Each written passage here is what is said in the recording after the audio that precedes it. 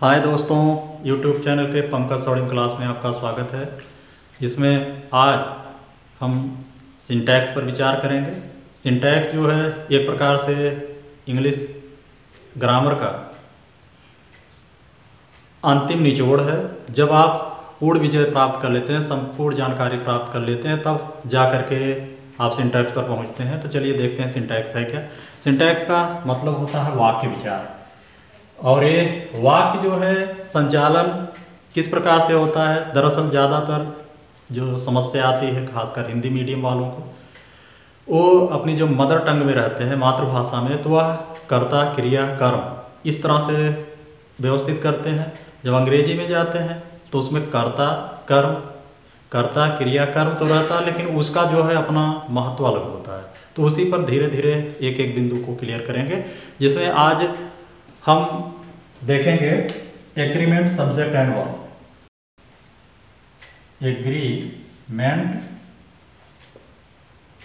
में subject and verb मतलब कर्ता और क्रिया का किस प्रकार से तालमेल होता है, किस प्रकार से आगे बढ़ते हैं, या कहाँ पर गड़बड़ी हो जाती है और पता भी नहीं लगता है। इस चीज़ को आज इसमें देखेंगे। तो सब्जेक्ट एंड वर्ब एग्रीमेंट के संबंध में नेस्फील्ड महोदय ने कहा है, the verb must be agree with its subject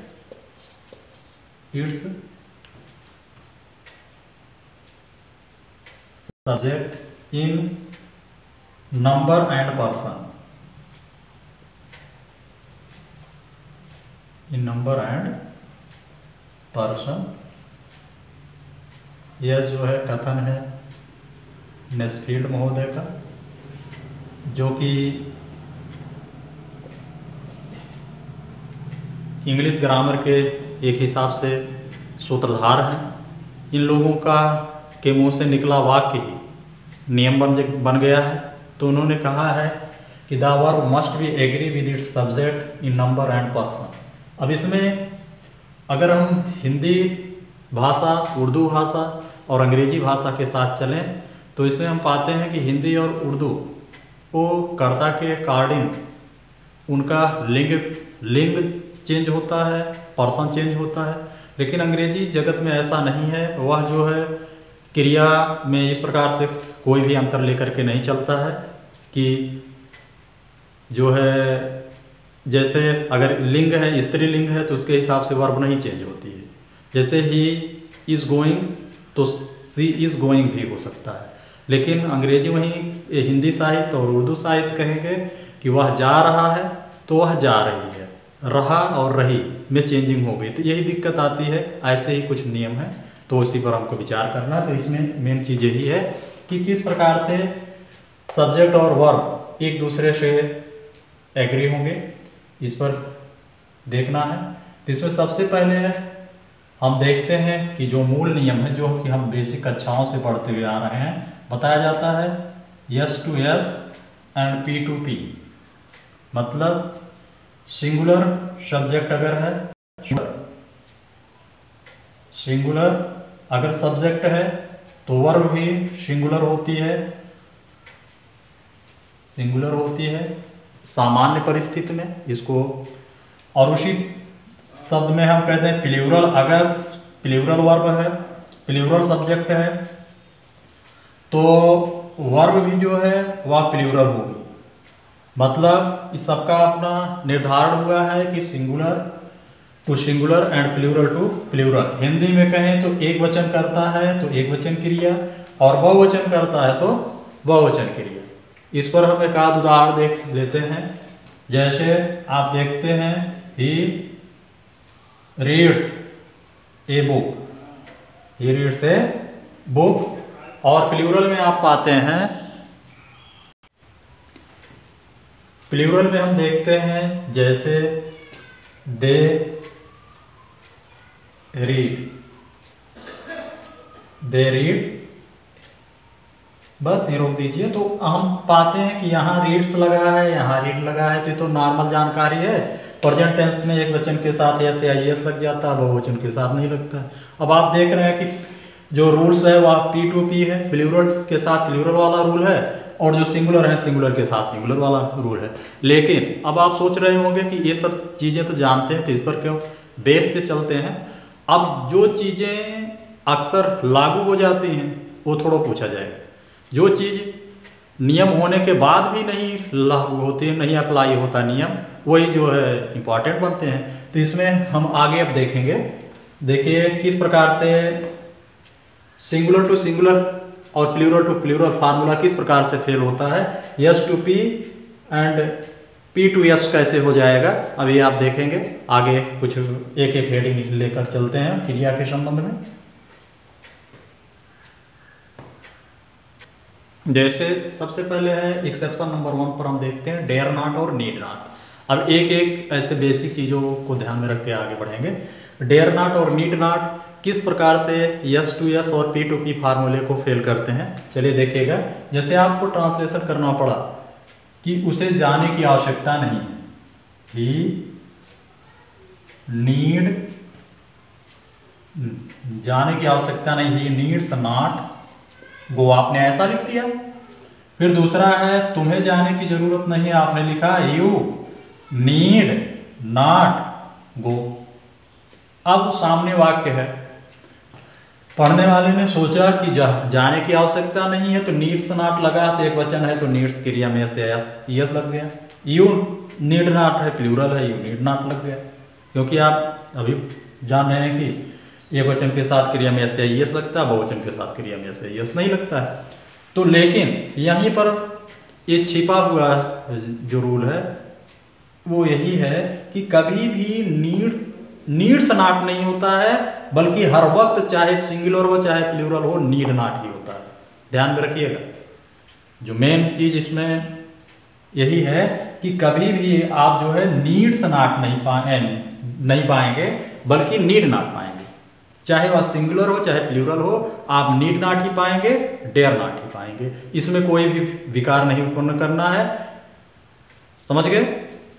अब हाँ, एक बात यहाँ और जान लीजिए कि अगर नीड के बाद नॉट नहीं तो अपना ये स्वतंत्र है। जैसे आप जो भी रूल्स अप्लाई करते हैं वो आप अप्लाई कर सकते हैं। जैसे हमें उसे आवश्यकता है, ही नीड्स, तब वहाँ पर होगा। लेकिन अगर नीड के बाद नॉट है तो नीड नॉट में कोई भी विकार उत्पन्न नहीं होगा। गांठ बांध लेने वाला नियम नीड नॉट और डेयर नॉट मूल रूप में रहते हैं, इसमें कोई परिवर्तन नहीं होता, राइट। अब चलिए एक्सेप्शन नंबर 2 जो आता है, एक्सेप्शन नंबर 2 और एक्सेप्शन नंबर 3 वो जो है परिकल्पना पर आश्रित है। तो चलिए देखते हैं। ये जो दूसरा एक्सेप्शन है, यहाँ पर आप एक नया शब्द पाएंगे, वह है सब्जंक्टिव मूड ऑफ वर्क। जो English to English grammar book पाएंगे तो वहाँ पर आपको इस तरह से शर्त या परिकल्पना ये लिखा हुआ नहीं मिलेगा। तो आधा मातृभाषा के जो भक्त हैं उनकी बात ही गड़बड़ा जाएगी कि ये सब्जंक्टिव मूड क्या होता है। तो हम सब्जंक्टिव मूड के पहले ये बता दें कि शर्त या परिकल्पना हो, कोई भी परिकल्पना हो, कोई भी शर्त हो, तो उसको सब्जंक्टिव मूड कहते हैं। क्रिया का वह सब्जंक्टिव मूड कहलाता है। जैसे I wish I were a king, काश मैं एक राजा होता। चलती है कहानी, वाक्य बनता है काश मैं एक राजा होता। तो यहाँ पर हिंदी साहित्य में तो काश शब्द कह दिया कि हकीकत में राजा नहीं है, काश या एक राजा होता। लेकिन इंग्लिश भाषा में कैसे ये सब भाव अपने यहाँ क्लियर हों, कैसे आप उसका एहसास कर सकें, इसके लिए एक रूल अप्लाई किया गया कि जो क्रियाएं हैं उनको पलट दीजिए। आप देखते हैं कि आई के साथ वाज लगता है, लेकिन आई विश मेरी इच्छा है, आई वेयर ए किंग, आई के साथ यहाँ पर देखिए सब्जेक्टिव मूड की वजह से ये वेयर आ गया। एग्जाम हॉल में आपको ये परेशान करेगा अगर आपने इस चीज को नहीं पढ़ा। आई विश, आप तुरंत कहेंगे कि आई विश, यहाँ दे देगा आई wish I was a king, तो आप कहेंगे कि गड़बड़ी कहाँ है, तो कोई विस्ट कर देता, कोई कुछ कर देता, लेकिन जो इस नियम से परिचित है वह तुरंत I wish I were a king, right. कोई गड़बड़ी नहीं। सब्जेक्टिव मूड की वजह से क्रिया चेंज हो गई, अर्थात इसने अतिक्रमण कर दिया P2 P वाले फार्मूले का। इसमें प्लूरल के साथ एक P है, लेकिन इसके साथ वाज लगा हुआ है, तो उसके साथ वाज ना लग करके क्या लग गया, वेयर लग गया। दूसरा देखिए, इफ आई वेयर यू, इसमें भी आई के साथ वेयर लगा, तो कोई गड़बड़ी नहीं है, केवल चेंजिंग। और ये बता रहा है कि यह हकीकत में है नहीं, बल्कि ऐसा होना चाह रहा।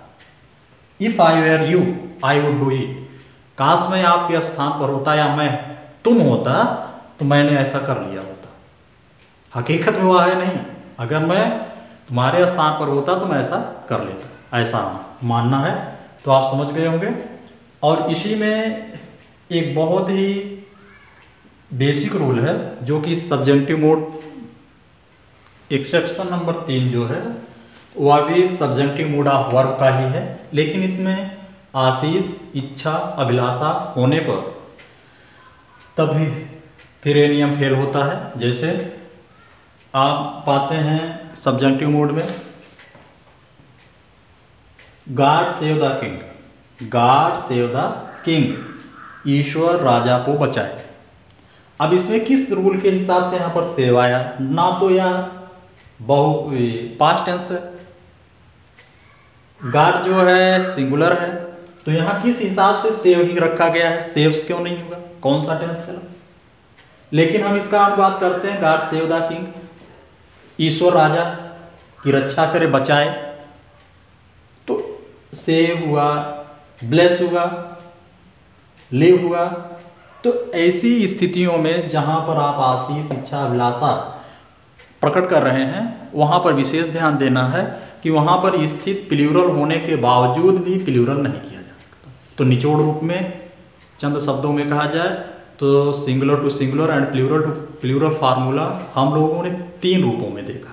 आज का जो टॉपिक रहा वह 3 मुख्य बिंदुओं पर रहा।